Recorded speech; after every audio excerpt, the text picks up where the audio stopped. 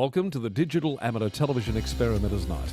This is VK7OTC, the club station of the Radio and Electronics Association of Southern Tasmania.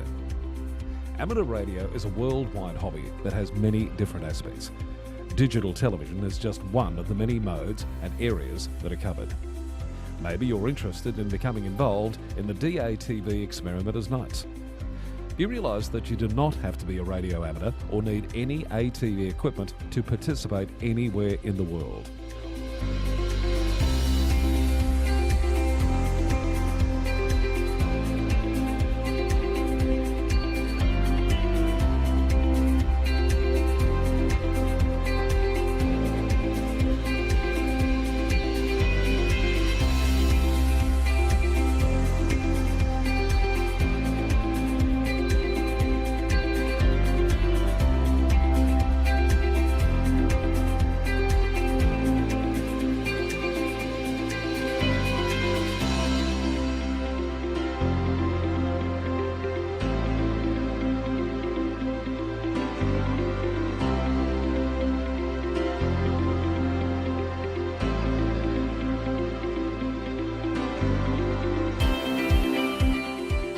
Also participate in the night by coming up to the Queen's Domain clubrooms. Yes, right on top of the Queen's Domain in the heritage-listed Coast Wireless Station.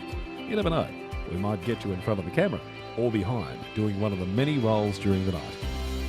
We get underway with our program on a Wednesday night from 7:30 p.m. local time. We'll see you soon. This is VK7 OTC.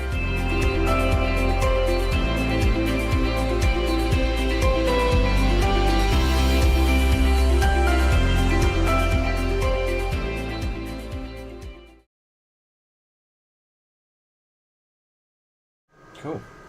Okay, this is VK7OTC, the club station of the Radio and Electronics Association of Southern Tasmania with our DATV Experimenters Night, and I've just checked that we do have audio. We've worked out what the issue is with the audio too, so we can double check. Our SDI mixer and our OBS are not playing nicely, but anyway, I have in the studio VK7 WRC. World Rally Championship. So VK7WRC. Ron, how you doing? Yeah, good, thanks, Justin. Excellent, excellent. Good. And the reason why Ron's in will become clear shortly. So, I wish to acknowledge Tasmanian Aboriginal people as the traditional owners of the land and pay my respects to elders past, present and emerging, for they hold the memories, the knowledge, the culture and hopes of Aboriginal Tasmania. Now, the reason I've got Ron in the studio is on the weekend there was a particular contest that happened all around Australia, ZL and P29, called the Remembrance Day contest, and that particular contest commemorates the cessation of hostilities in the southwest, I think it is, Southwest Pacific. So it was the end of World War II in the Southwest Pacific. So and there is a address at the beginning of the Remembrance Day contest that we played, and it reads out the amateurs, all their names, the names who paid the supreme sacrifice. So we then went into 24 hours of operation from 1 a.m. on Saturday to 1 a.m. on 1 p.m. 1 p.m. Sorry, 1 p.m. or 3 a.m. UTC. Yeah. He's on the ball, isn't he? Yeah. So, for 24 hours. Now, some of us did operate for 24 hours. Did you operate for 24 hours? I did. Okay, fantastic. With an asterisk. Okay, what does the asterisk mean? So, I wouldn't have been able to stay awake for the full 24 hours. Okay. So, part of my strategy, which I worked out, being foundation license, restricted on the bands.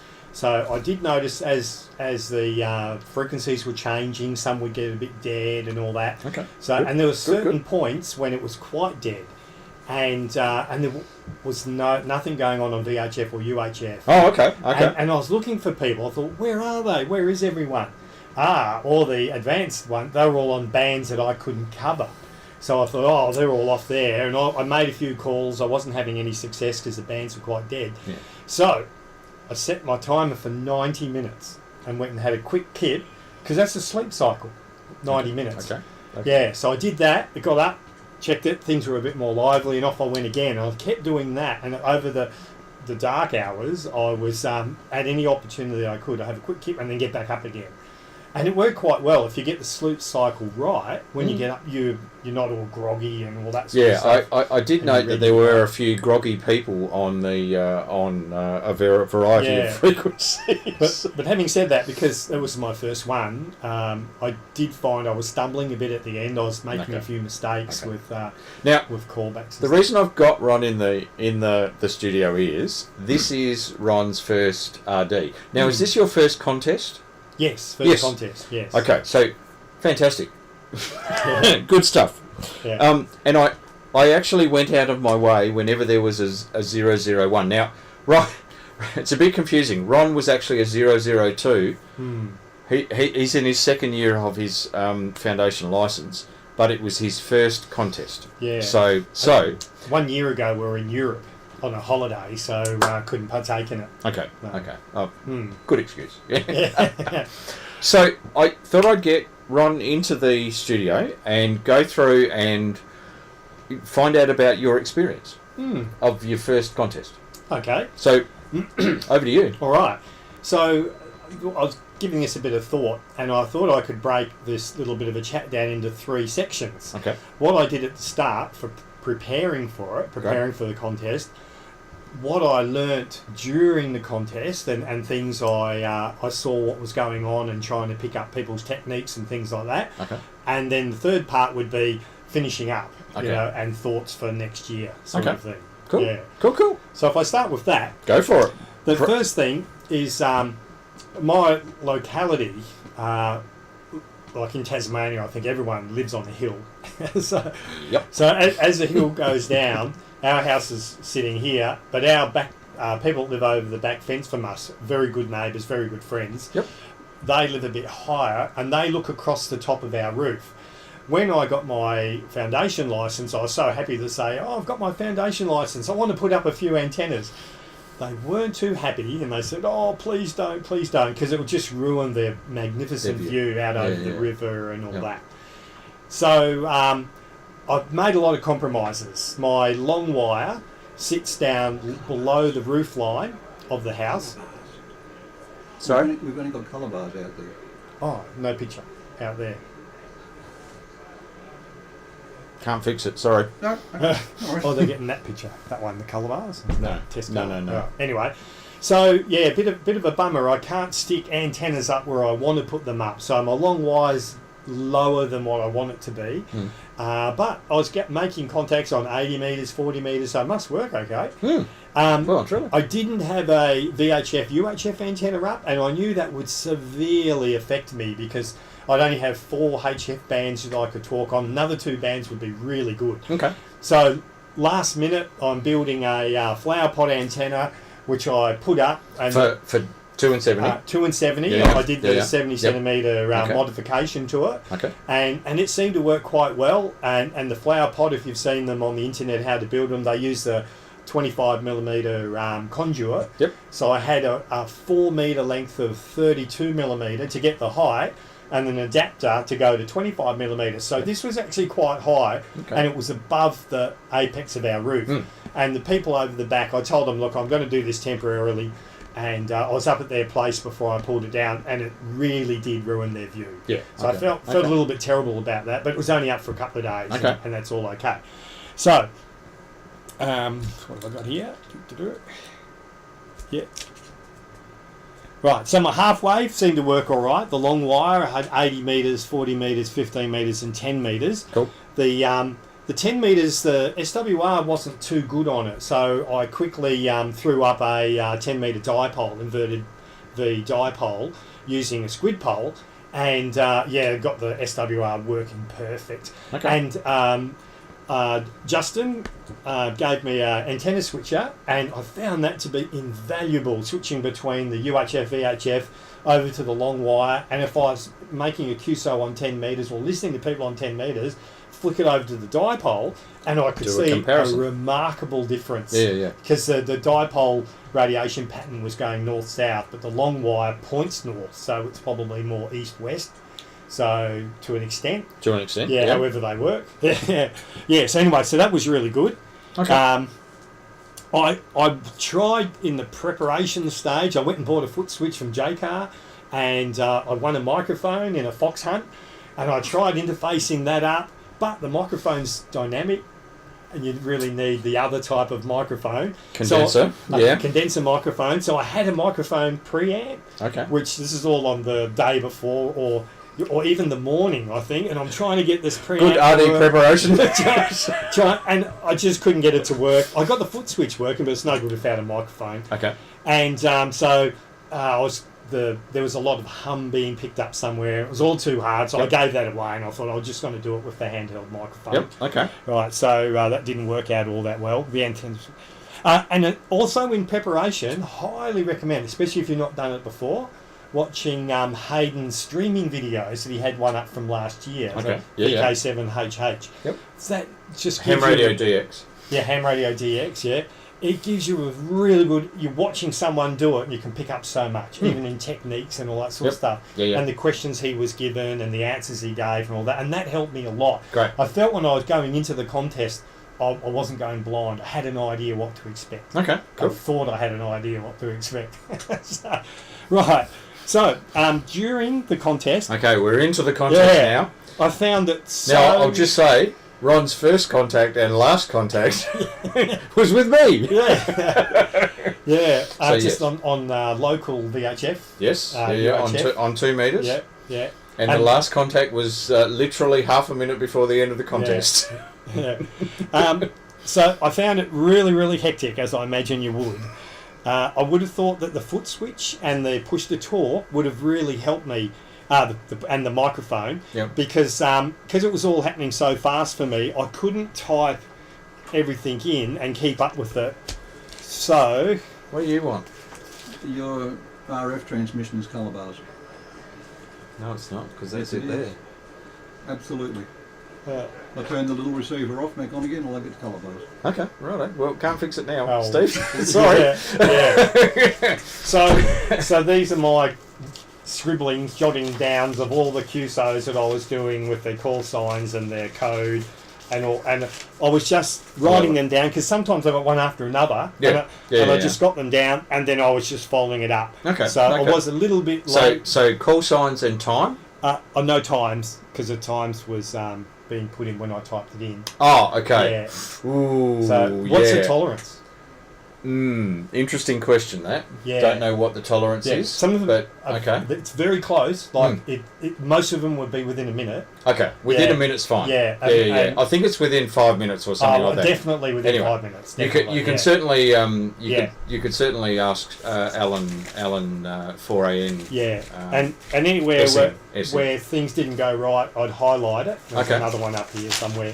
And there was a conversation you were having on Discord this morning that I saw that where things didn't quite go right. But that actually wasn't a highlighted one, because I didn't log it, because it was within. I didn't log it, I just ignored it, because I thought I couldn't do anything about that. Tried to fix it by calling the person back, and I couldn't get them. Okay. That's fine. So anyway, so that was my process of doing it. Okay.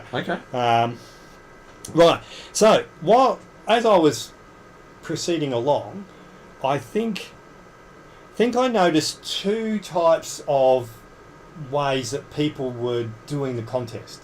And there was ones that flitted around replying to people that were broadcasting, and then people just sat on one frequency, or maybe moved to another frequency, and then just continually broadcasting.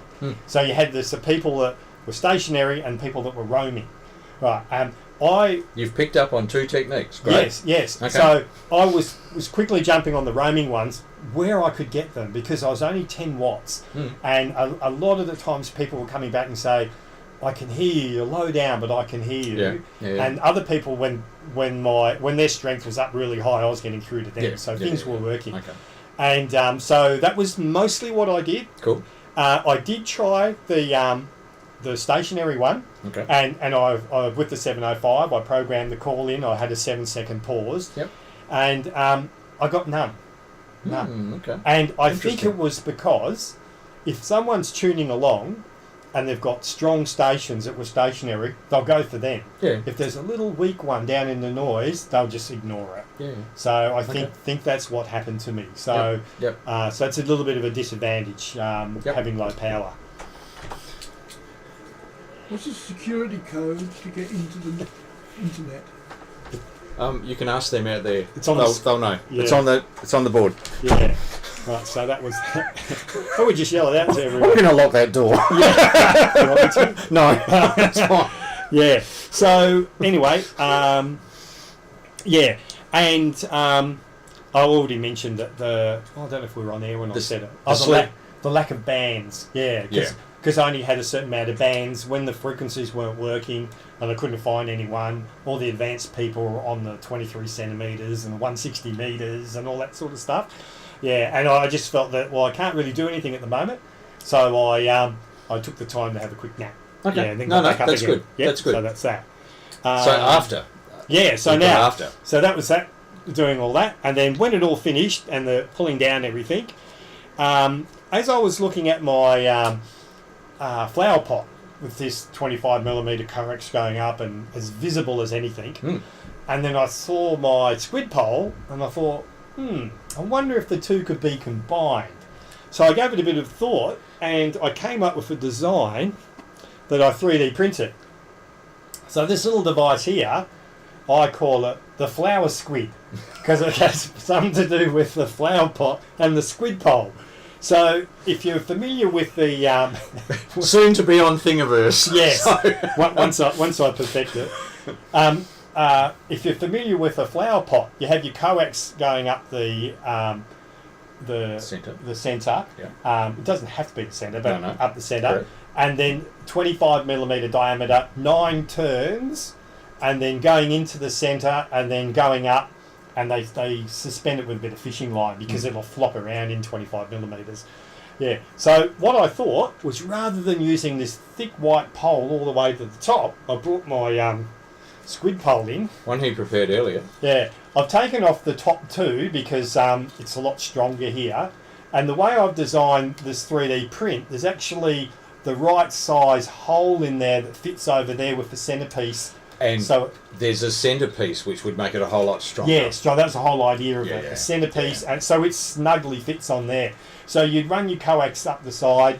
It's got a little groove here, which your coax then comes up into here, and you could then tape it once you've got it there. Great. And then you do your 9 turns around there, and where it goes through, I've got a slot that goes in here, and I've got it at a fillet angle, so that when you poke the coax in, it just feeds in and just comes up out the top. Love it. So it's really easy to make. Yep. And then you need, which I haven't got yet, rigid plastic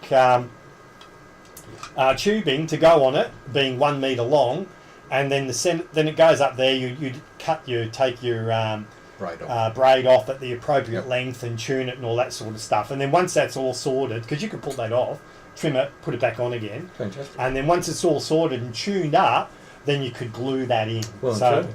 and the beauty about it, it's really easy to raise. And because this is a 9 metre squid pole, missing a section, you can take it up like 8 metres really quickly, drop it back down really quickly, and when you want to pack it away, that just comes off, and then you've just got to put that away with a bit of coax or whatever. So yeah, I think it'll work really, really well.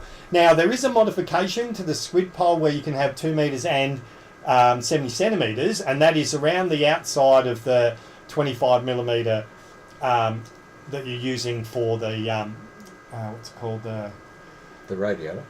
The white pole's called anyway. Yeah, you put a bit of alfoil around it, but it has to be 25mm. Of course, that's not 25mm.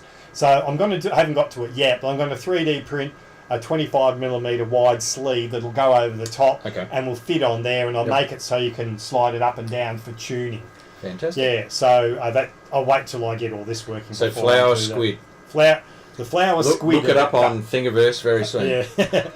Yeah, so I've already started, this is my prototype, I've already started making a few changes, which didn't work out all that well.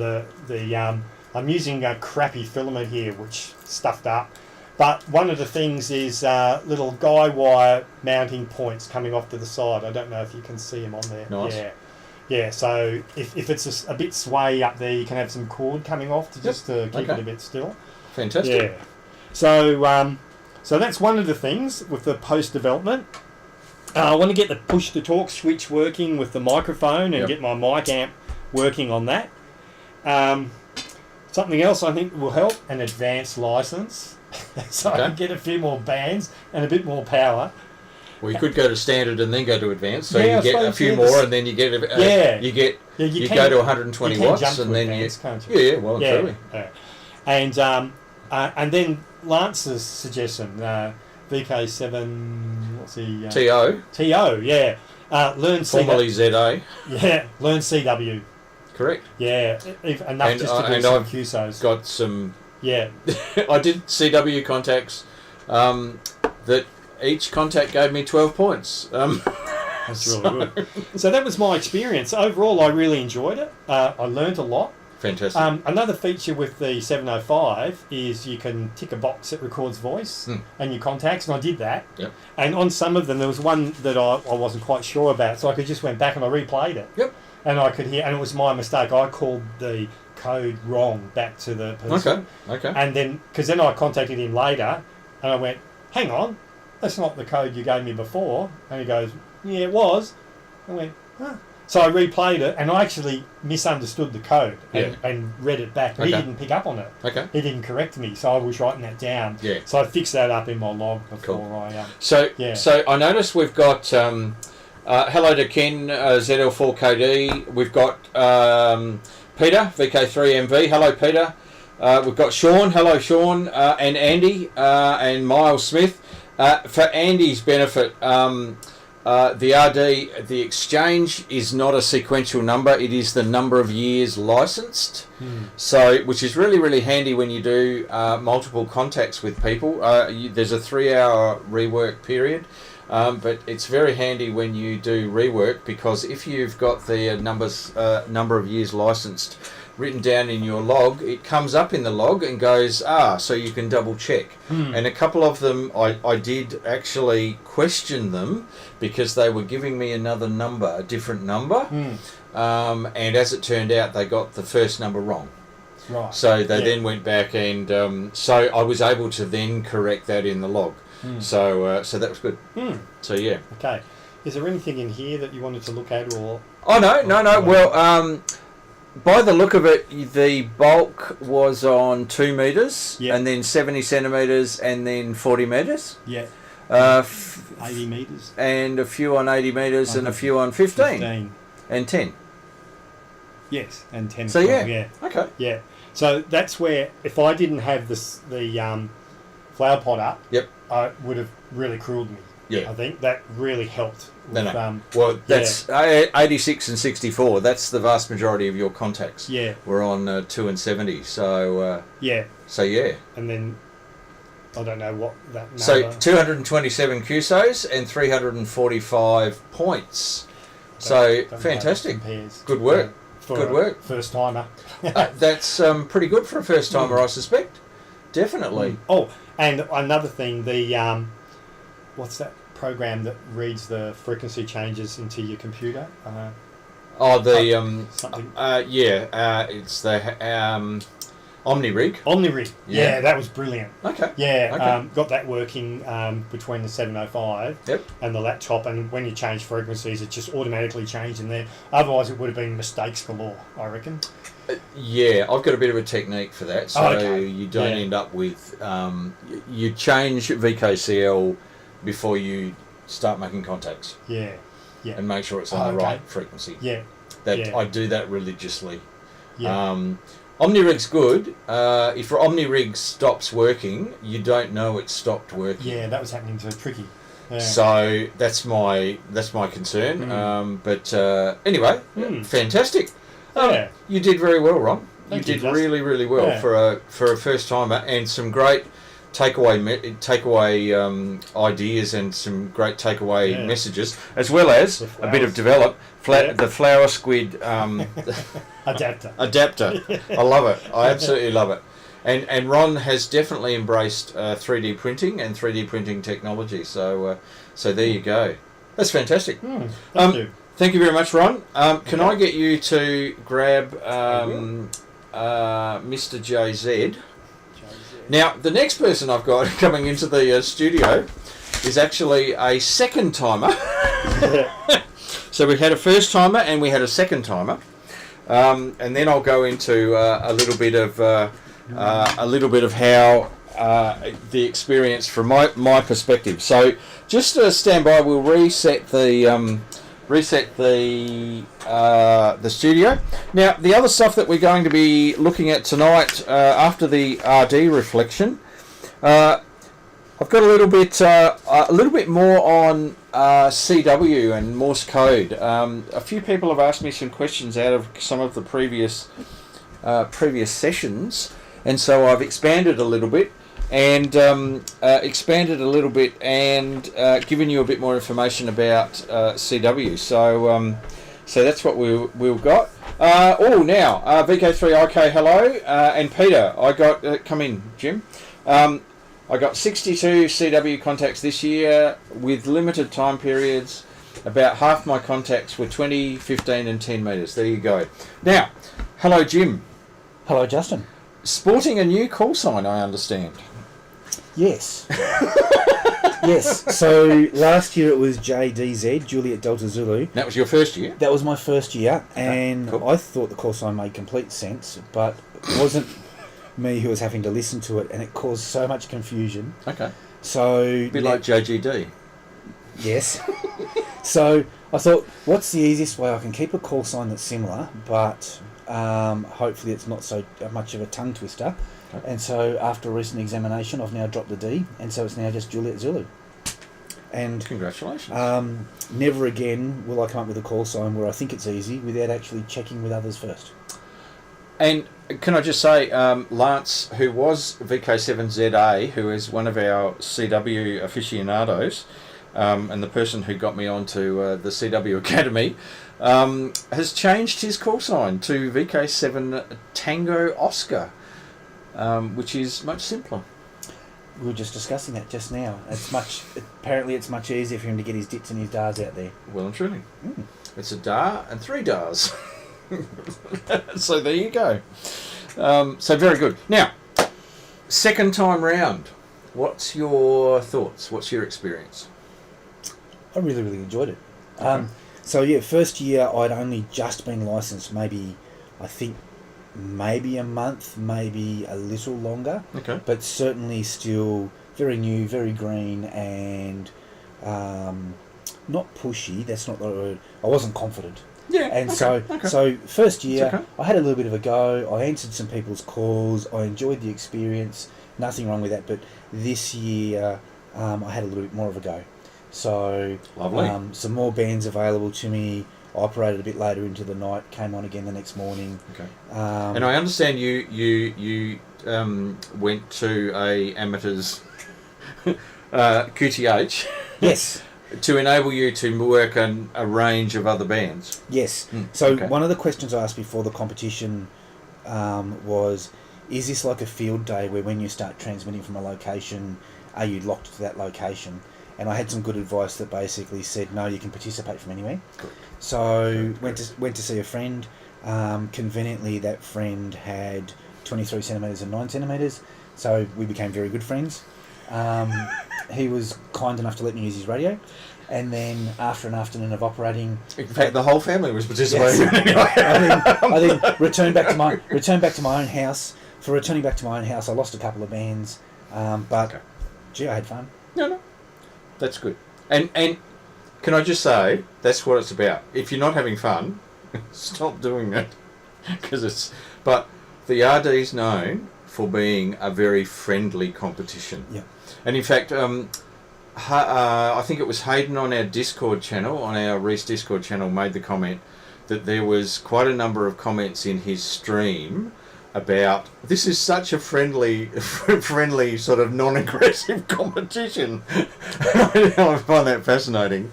It's so yeah. You take the time. You have a bit of a conversation. You don't just exchange numbers.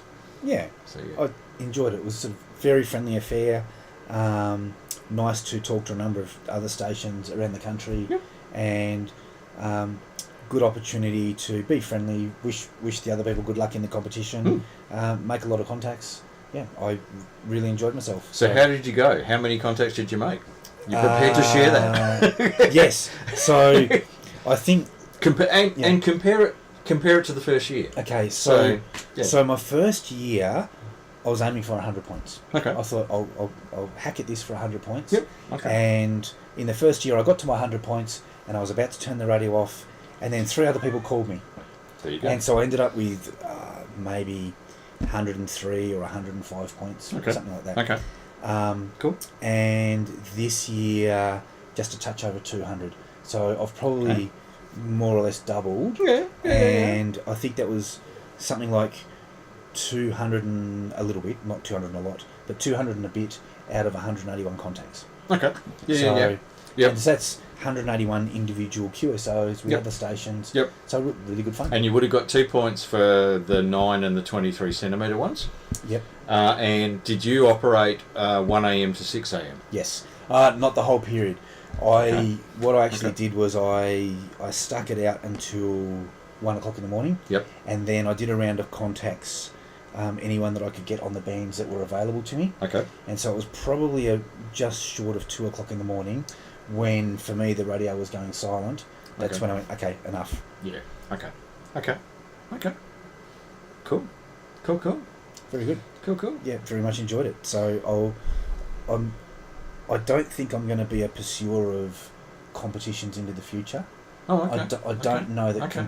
competing competitively is going to be my thing, but I'm certainly going to come back for the RD contest every year. What about SOTA? I think there's some competition going on there. Yes, okay. So, I'll put it out there. okay. All right. So I'm steadily. I've been steadily moving up the leaderboard for VK7 SOTA operators. Yeah. And there's, I think you're still in front of me. So let's be blunt. As soon as you put it out there, you are my target. I have a target on my back. Yes. Yes. I think we better do some joint SOTA activations so that we can maintain the distance. Yes. Oh, I think that's a very friendly way to do it. very good. I love it. I love it. I love it. No, but okay.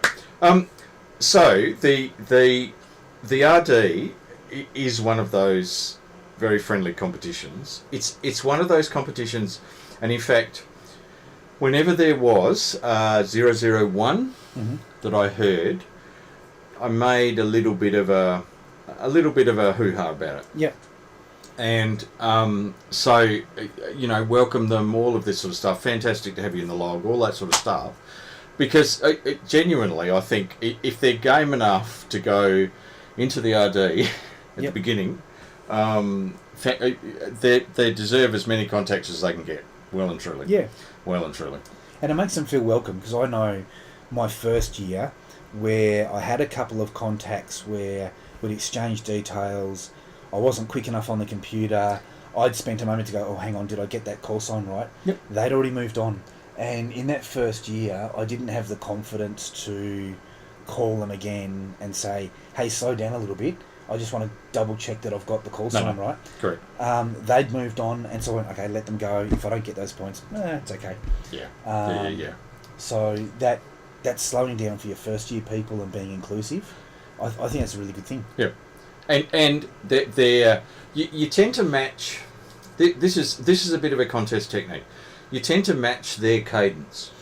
If they're firing at you, you fire back. And I'm guilty of it. I'm guilty of it in the RD, because there were some stations that were just out for numbers. And you just gave them a number and moved on and whatever else. some you could feel that you could have a bit of a conversation, and it's very interesting looking at my log, because in VKCL you can put a name in, and it's an optional field. So it's very interesting to see. I think this year I put a lot more names in. Yeah. And it's just a little bit of a measure of, okay, that probably means I had a bit of a conversation with it. A bit more of an exchange than just, here's the number, moving on, 73, thanks, go on, next contact. So it's, yeah, interesting. Very interesting. Very cool. Okay. Well, fantastic, and congratulations on your advance. I assume there is a significant diplomatic negotiation going on at home for N+17 or something? No? N+1? There was an arrangement in relation to buying radios and fitting out kitchens. Oh, okay. And right. Ooh, for the first couple of years of being involved in amateur radio, that relationship was working in my favour, and I was acquiring radios. Okay. Now But the kitchen wasn't doing anything. Not a lot, but now this year I'm doing a little bit more to uphold my end of the arrangement. Okay. Fantastic.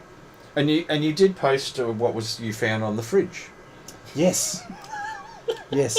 And that made me realise, I think it was CQ from CQRD VK7 Juliet Zulu, thanks N73.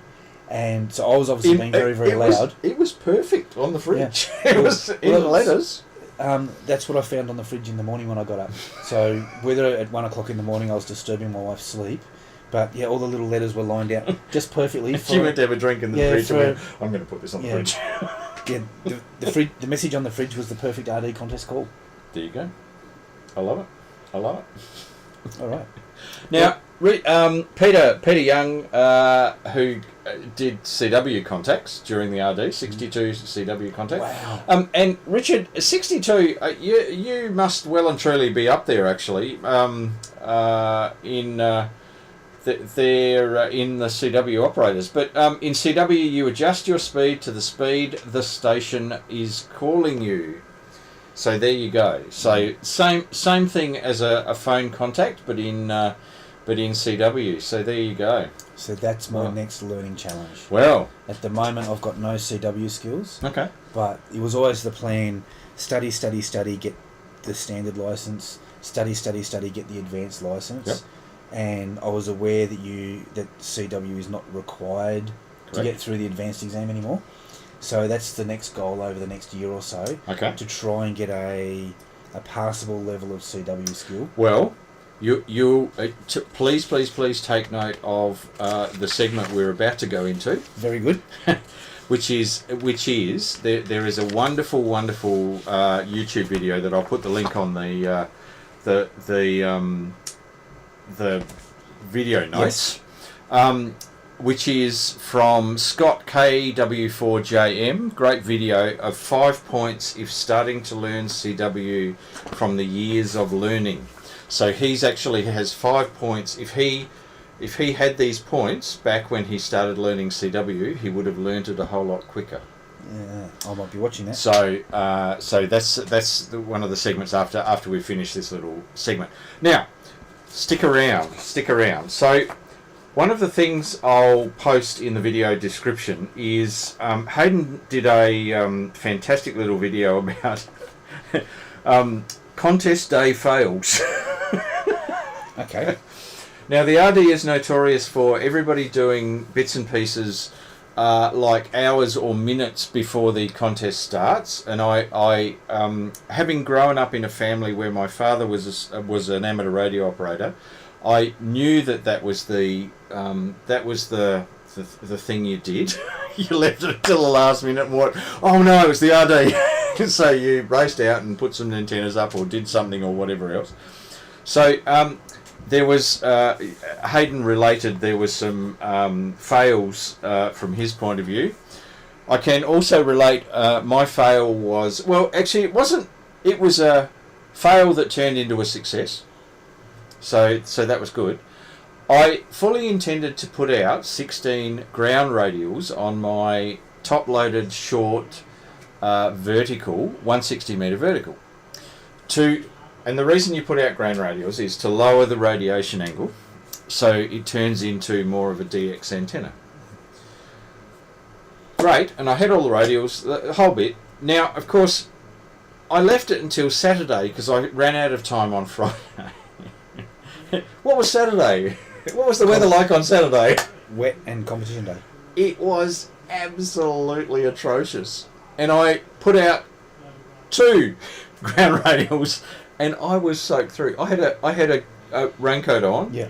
But by the time of 2 radials, I was soaked through. And so the other 14 radials were sort of thrown into the backyard. And they're still there. I haven't rolled them up yet. But anyway, however, grand failure, because I came inside and basically took off everything which was absolutely dripping and changed into fresh clothes. But the 160 metre performance on that antenna was a whole lot better. So it was worth doing, but leaving it until the last minute was probably not the best thing to do. So, Craig, now VK7GIN, one of our new foundation licensees. Hello, Craig. There are learning opportunities. There are always learning opportunities, and in fact, you talk about there are teachable moments. Teachable moments. So I had a learning opportunity out of this year's competition, which we'll call it "Don't Be Lazy." Okay. So with my HF operations, I've got a bit of a compromised location, but I've gone to a lot of effort to make sure that the antenna is tuned right. I've got 16 ground radials out, all cut to the right length. Okay. A bit of effort with that. On 2 meters though, I've been a little bit lazy. Now I'm in an advantageous position where my house is located, that the spare bedroom that I've got my shack in, the window of that spare bedroom looks directly onto these club rooms. And so I've just got a flower pot antenna hanging off the curtain rail in my bedroom, and as you do, it's compromised, it's inside the house, but for accessing the local repeater, it's all I need. I don't need anything better. Well, I'm sure. But what I could hear during the competition, and it stood out to me during the night, is VK7, I think is it RWC, Ron? Mm-hmm. WRC. WRC. Yeah, World Rally Champion. I could hear him. He lives near to me. He's slightly higher, but he lives near to me. Yeah. I could hear him clearly having contacts with people down in the Channel and Kingston area, so over the hill. Yep. I could hear him clearly contacting with them and having QSOs, contact after contact after contact. All I could hear was Ron. The other contacts were not even, noise in the background. Spot on. I only had half the contact. Yep. Yeah. And so what that pointed out to me was that don't be lazy, because I have a soda pole, I have a 2 metre antenna I can put at the top of a soda pole. I could have set it up, but I didn't. You need to talk nicely to Ron, because he's got his Flower-Squid 3D printed arrangement, and you too will be able to put your squid flower pot outside. Exactly.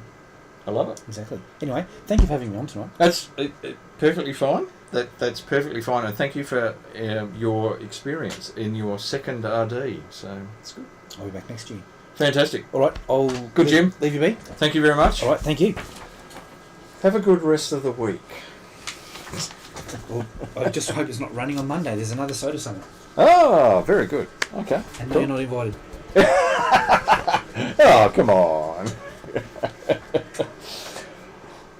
Alright, this is VK7 OTC, the club station of the Radio and Electronics Association of Southern Tasmania. I'll move over a bit here instead of trying to move the camera. Okay, so just a few points from my perspective. I operated for the 24 hours. Did okay, so about 815 contacts, about 1,300 points. Spread across, the only state I didn't contact was VK8, but there were some VK8s in there. VK1, 2, lots of VK3s, VK4, VK5, VK6. VK6s I thought were really strong, much stronger than last year. I don't know whether that was conditions or there were more people. Bucket load of VK7s and a whole bunch of ZLs, including Ken, who is on the stream, ZL4KD, contacted me. So thank you, Ken. As well as a whole bunch of other ZLs, including actually there were at least 2 001s, so their first year ZLs. So made a bit of a point of that. The longest licensed amateurs now. Last year, I think David and Peter, you may be able to shed some light on this. David Wardlaw, I think, operated last year because I think he was about 75 years licensed. It was an enormous number. Now I think David Wardlaw is now silent key, or I'm actually not quite sure, and I don't want to, reports of my death are greatly overstated. I don't want that sort of scenario. So the longest license that I contacted was 66 years, and that was VK6AB, VK7KK. Then it came back to VK2TM at 64, VK7MO was 64, and VK7RO was 64. So 66 years was the longest licensed amateur that I came across. Okay, Peter. He's in a nursing home now. Okay, so probably not on radio. But yeah, last year I think it stood out. David's number of years just stood out. It's 75 or something, or it was more than 75 years. It was off the show. So good to know he's still around. That's great. Thanks, Peter. Now the RF resistance. You had a thumping signal into northern Tasmania on 40 metres. Good. Excellent. Thank you for the report. First, second, third and fourth timers, bit of analysis. There were 21 first timers, 51 second timers, 67 third timers and 23 fourth timers. So 4 years licensed. The organisation, the way that I structured the station, and there was method to my madness here. I had on HF 160 to 10 metres, where I needed frequency agility. So I had 3 antennas connected up with antenna switches. There was a top-loaded short vertical, 160 metre with the 16 ground planes that I was using for 160 metres. That was fantastic. That was the 16 ground plane wires, excellent. I had my normal G5RV with a manual tuner, and I had an NFED with an auto tuner. And I was switching between the G5RV and the NFED quite a bit to see whether there was any difference. On 62 and 70, I had the FT847. Now I had the channels that we were using programmed in. I could do frequency agility on the on those VHF and UHF bands, but didn't really need it because we were sticking to particular frequencies to contact people. So I just had them as channels, and I went from one channel to another. 23 centimetres. Now my normal 23 centimetre rig is an IC 1271A. The 1271A is currently in the hospital because the PLL has done something funny on it. So I had to jury rig an ICT90A, which is a tri-band handheld, into one of the SG Labs transverters for 23 centimetres, and I also put a 25 watt 23 centimetre PA on that. And I've got a Yagi that is pointed at the mountain.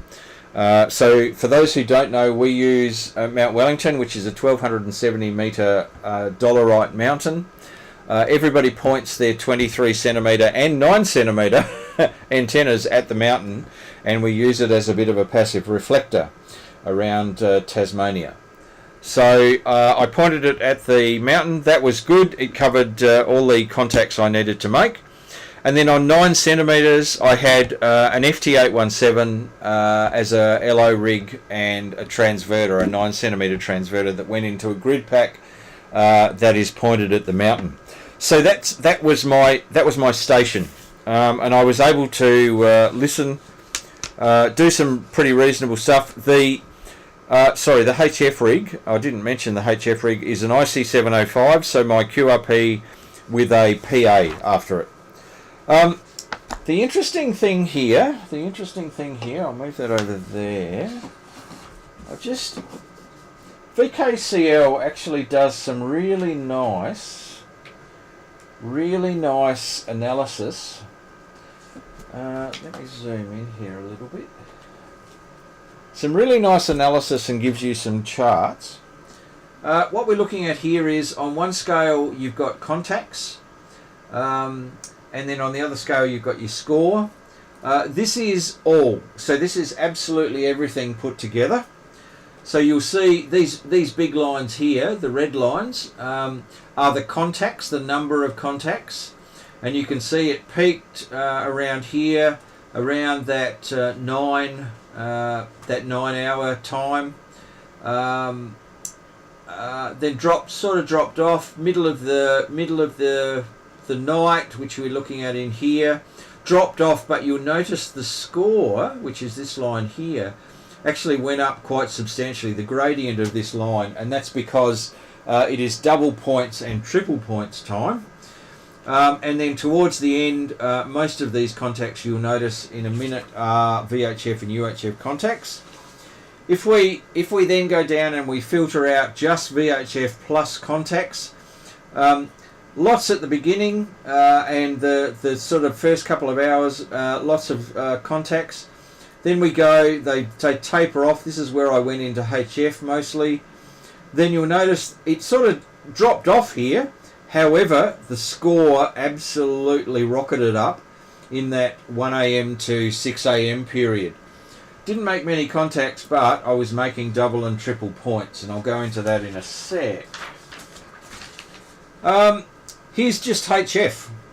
So HF, lots of HF at the beginning, in the middle of the sort of early night, middle of the night, then of course HF drops off. And then there was a sort of a steady line for the rest of the competition. I've broken that down a little bit. This is 40 metres, so you'll notice a bulk of my 40 metre contacts were in the start of the competition, the first half of the competition, and then there were some towards the end.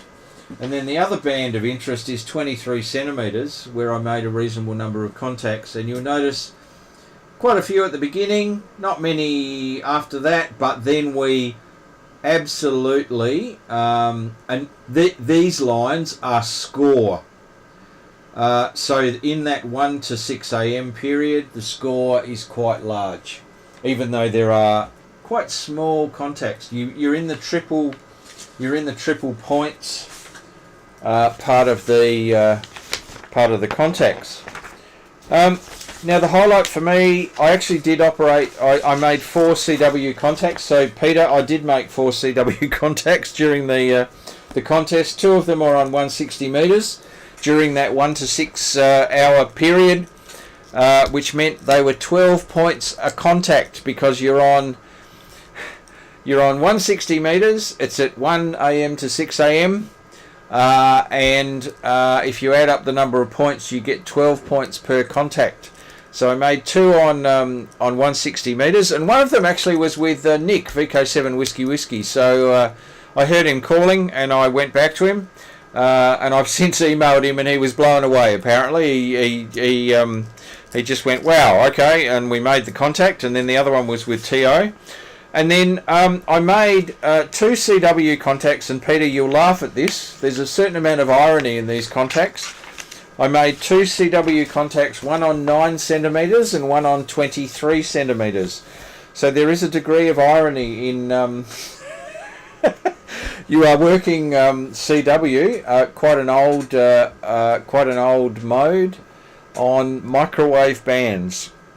So I made those with Martin VK7JZ, who is a bit of a gun on CW. So he had to put up with my my QLF.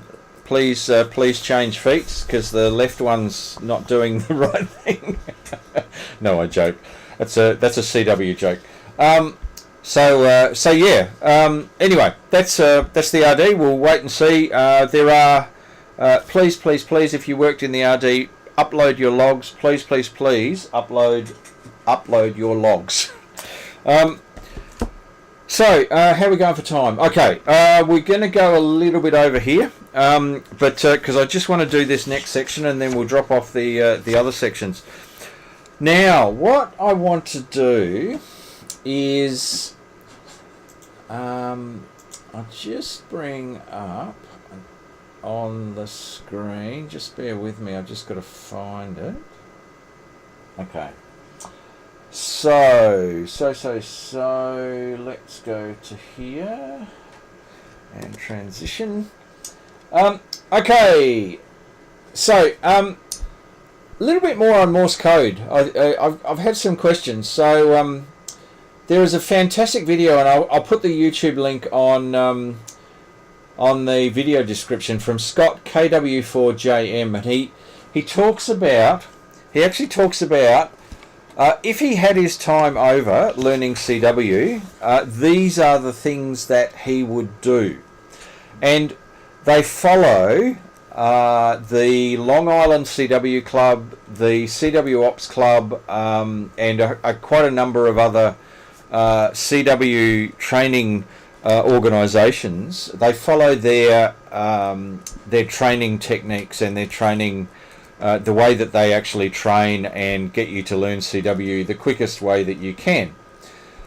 So the very first one that he highlights here is can we zoom? Yes, we can. Here we go. So the very first one he highlights is lose the visual. And what he means by that is ditch the paper. Don't have the Morse code dits and dars on a piece of paper sitting next to you. Ditch the paper. This is all about orally hearing the characters.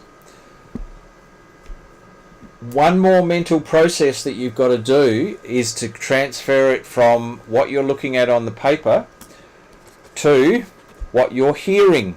And if you can get rid of that one little mental step that goes from what you're looking at to what you're hearing, you are going to learn it a lot quicker.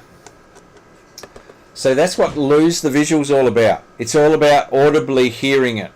And there's a whole lot of techniques that you can use to do that. The next one is use the Koch and Farnsworth method. Now, these are two methods. This is fascinating if you want to delve into a bit of history here. Now, Ludwig Koch was a German just before World War II who did a whole lot of research on how to teach Morse code in the most effective way. And what he came up with was a whole lot of methods and summarized them. He did some controlled experiments. One was the learning of it audibly. He actually did some experiments around changing the dits and the dars to 2 different tones. And then as people got more proficient, the tones became the same, and you then learnt using just one tone. That's the output of that's a little bit inconclusive. But what he ended up doing was one of the key elements is playing the character at the speed that you want to learn at. And that's the first point that I make here, which is, oh, hang on. Huh. Yeah, okay. What's sorry, that's we've frozen on that screen. I just realised we've frozen on that screen. I'm bringing the screen up, and it's not actually showing the screen. Anyway, so first one is lose the visual. The second one is using the Koch-Farnsworth method, and I'll put some links in the video description around these things and outline what they are. But one of the key elements of the Koch method, teaching method, is to learn at the speed that you want to actually learn at the speed you actually want to operate at. In my case, I'm learning, and I learned using CW Academy, and they recommend at a 24 word per minute rate. Now that's pretty quick. So the character rate is 24 words per minute. That doesn't mean that you can't increase the spacing between those characters, but what you're doing is hearing those characters at that 24 word per minute speed, and you're recognizing the rhythm. You're recognizing the combination of the dits and the dars, and you're not counting the dits and the dars, you're hearing that particular character. And so that was the key thing about, and when you, as soon as you get to 90%, where you are actually recognizing the character 90% of the time, you add another character. You add another character. Now, he came up with a particular sequence, and a lot of these were sequences around the pairs, like A is didar, N is dardit. So you actually learn those combinations. He came up with a particular sequence to learn. Starts off KMRSUAPTL, etc., etc., etc., and you go through. So you go through and learn a couple of characters. You get to 90%. You add a few more characters, etc. So it's all about the acoustic shape. They talk about in the paper. It's because it's all written in German. He talks about the acoustic Gestalt. And I don't know whether Warren's here. Warren speaks German. But the acoustic Gestalt, which is, Gestalt is the form of the letter that you hear. And so he talks about you hear the form of that letter. And as soon as you hear that form, you just go, that's a Y, that's a G, that's a etc., etc. And then you start building it up, so you start hearing not just letters, but you start hearing words and the form of that word. So that's part of the Koch method. That's what he came up with, and they were teaching people in the defence forces in Germany before World War II, using those particular techniques. Now Farnsworth, so it's the Koch-Farnsworth method. Farnsworth was all about the intercharacter or the interword spacing is changed, is different to the character speed.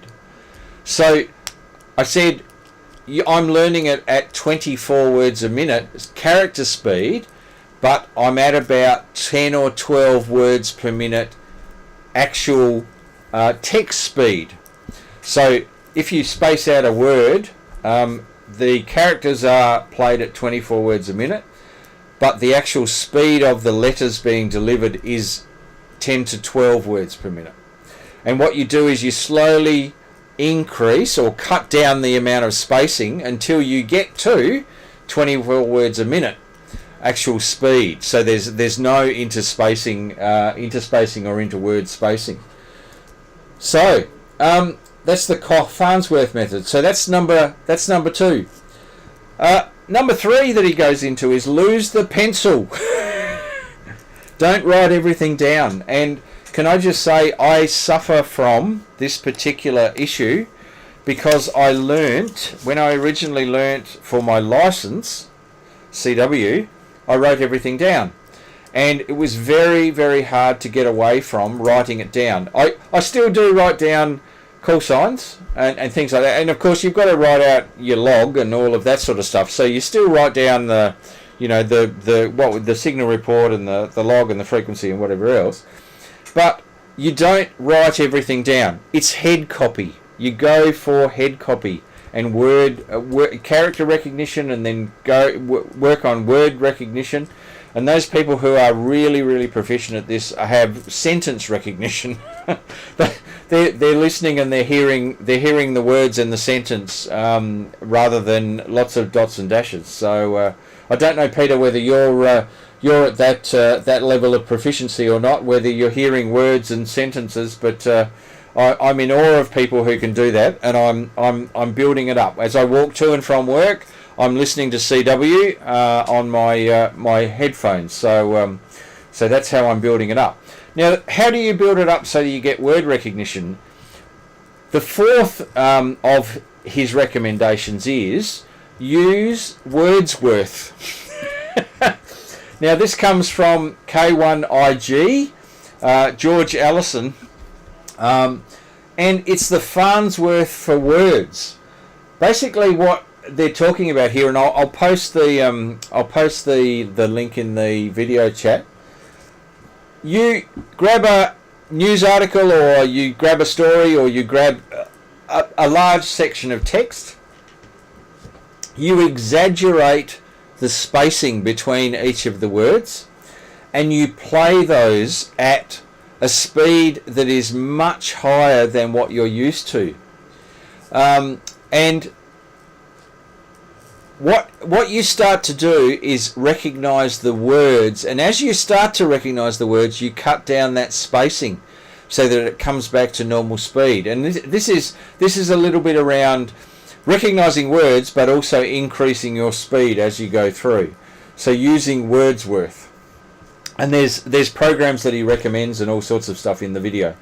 And then number 5 in the last one is practice head sending. So you're head copying, so you're copying directly the characters, you're recognizing those characters without counting the dits and dars, you're instantaneously recognizing the characters. Send something you know by heart, and it can be anything. Passage, I do it with number plates, I do it with bits and pieces, but send it without having it in front of you written down. Think about a sentence, you know, the quick brown dog jumped over the lazy fox, or something like that, and you send that in your head. You send that in your head so that you're doing that without having to think about it. You're not having to write it down.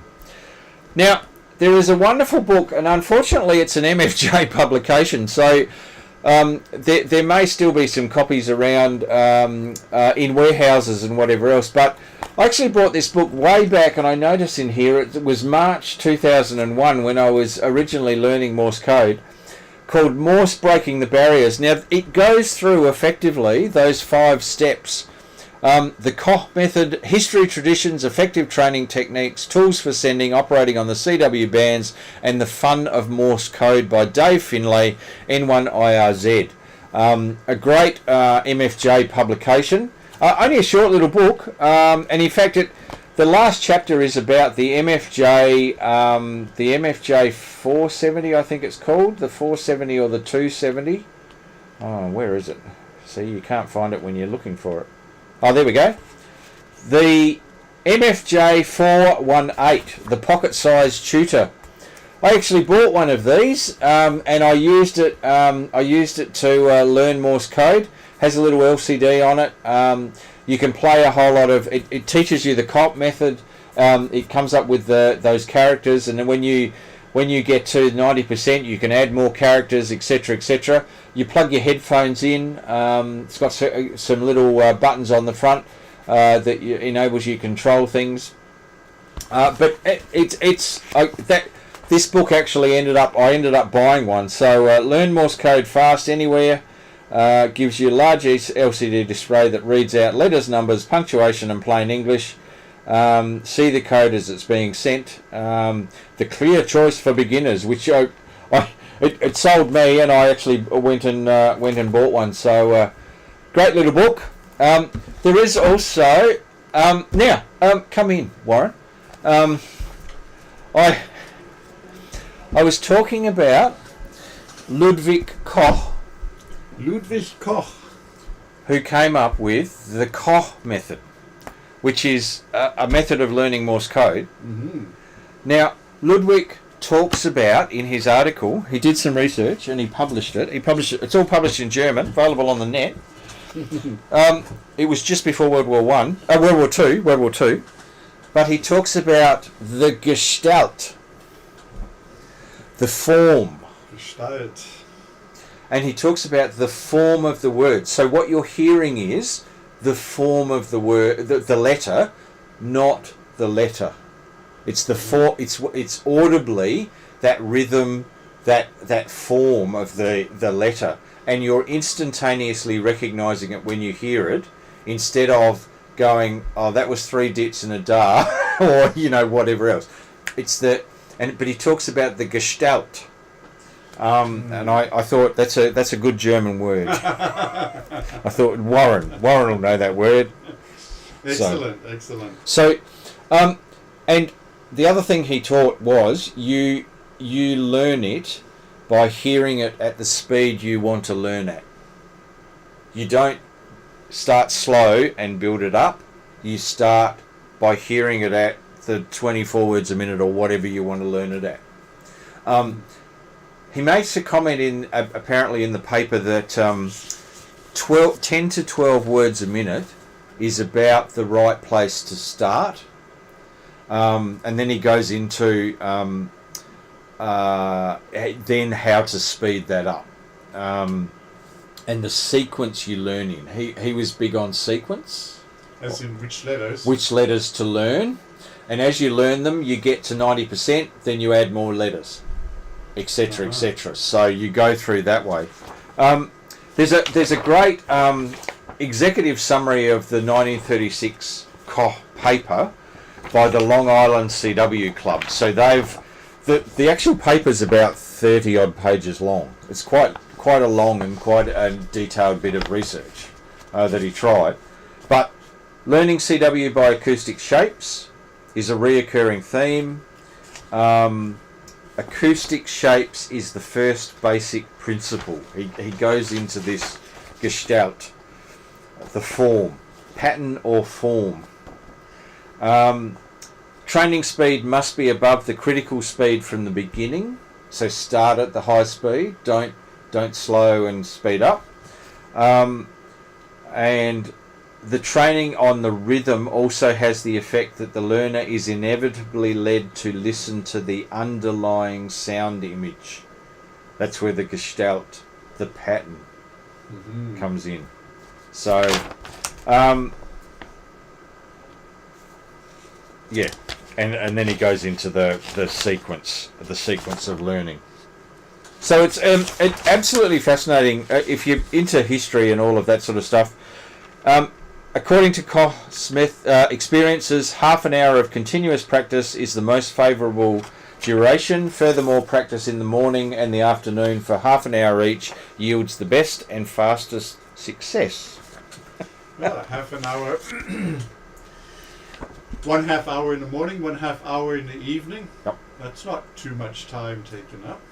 And I do it when I walk to and from work, which is about half an hour.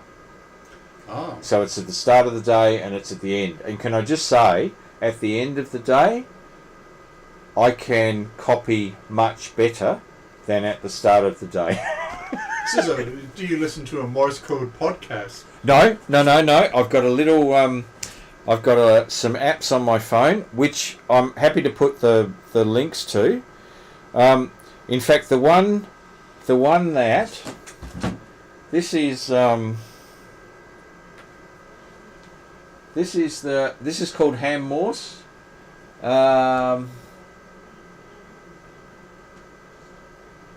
Is that going to play? Oh, hang on. There we go.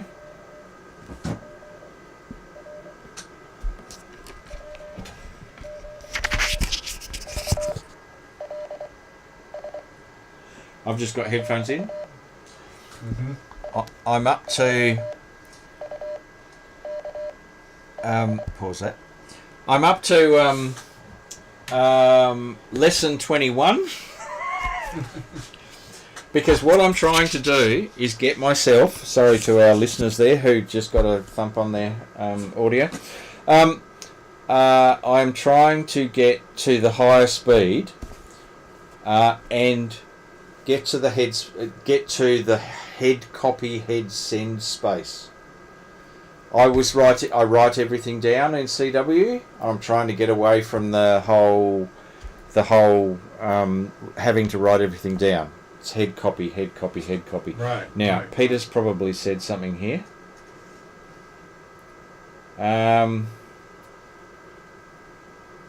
VK3HY and I did a CW contact on APC 025. Well, there you go. Don't listen to the dits and dars, but the whole sound for each letter and figure. Ditch the paper. Right on. Excellent. Margaret's after the links for CW learning from Ken in New Zealand. Okay, they're on their way. They're on their way, Ken. So and Margaret, they're well and truly on their way. I'll put them in the video description. So the last thing, we're at 8:46, so we've gone a bit long. This is another one that I found in the bookshelf alongside that one. This was the ARRL publication, which is Morse Code: The Essential Language by L. Peter Karen Jr. W3DKV. It has again May 2001 was when I bought it. It goes through a little bit more around history. It goes through a little bit of the learning techniques, lots of resources and sending in a couple of chapters, and goes into quite a few of the techniques which are outlined in this book.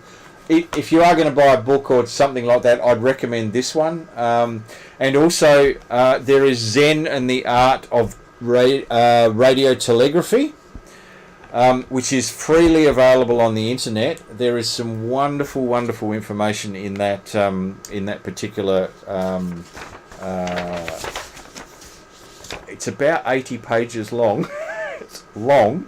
It is quite a lot of information, but lots of information about learning it, history, lots of great stories about crack CW operators, and just the amazing talent that they have. So yeah. But anyway, so that's enough. Now, finish off with a space weather report. We're way over time. Space weather report. There is nothing to report. Everything's settled down and it's fine. So there was a bit of a peak about a week ago, or 3 or 4 days ago. 3 or 4 days ago, that's gone. Now, just a quick reminder, the next Wednesday night is not a presentation night. It is a visit to the Channel Men's Shed. We're going down to we've been invited down to the Channel Men's Shed. They're putting on a sausage sizzle, so bring your $2 coins, sausage sizzle, and we get a guided tour of the shed. September the 11th, which is a significant day, and one of the reasons we chose it for this particular forum, it's the Zombie Apocalypse Forum, which is not about zombie apocalypse, it's about emergency communication in times of need. So when we have the significant space weather event, are you prepared as an amateur radio operator to operate? Do you have emergency power? Do you have radios that work? Are you able to communicate even though the rest of the world is falling apart? So, and the first Wednesday night of October the 2nd, is we're having a special forum night. So a forum night on the first Wednesday night, to just confuse the hell out of everybody, on all things printed circuit boards from the 1970s all the way through to the current day. So people are coming along with how they used to make printed circuit boards a long, long time ago, all the way through to how we send our CAD file off to somewhere else in the world, and magically these boards appear all tested and all working and wonderful. So That's our October night. So, fantastic. Thank you very much. This has been VK7OTC, the club station, the Radio and Electronics Association of Southern Tasmania, with our DATV Experimenters Night. I hope you've got something from tonight and 73, and we'll catch you next week. Woohoo!